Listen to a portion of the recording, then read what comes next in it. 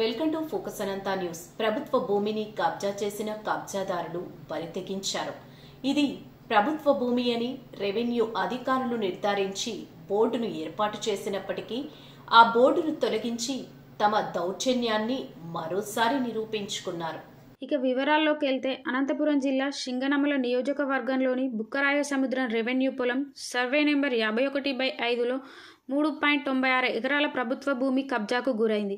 ఈ సంఘటనను ఫోకస్ అనంత దినపత్రిక ఛానల్ యందు వరుస కథనాలు ప్రచురించడంతో స్పందించిన జిల్లా కలెక్టర్ వినోద్ కుమార్ ఆదేశాల మేరకు స్థానిక తహసీల్దార్ పుణ్యావతి కబ్జాదారులకు నోటీసులు అందజేశారు. రికార్డులు పరిశీలించి పలు విచారణల తర్వాత పై భూమి ప్రభుత్వానికి సంబంధించినదిగా నిర్ధారణ చేసి ఆ భూమి యందు తమ సిబ్బందితో మంగళవారం బోర్డు నాటించడం జరిగింది. అయితే కబ్జాదారులు బరితెగించారు.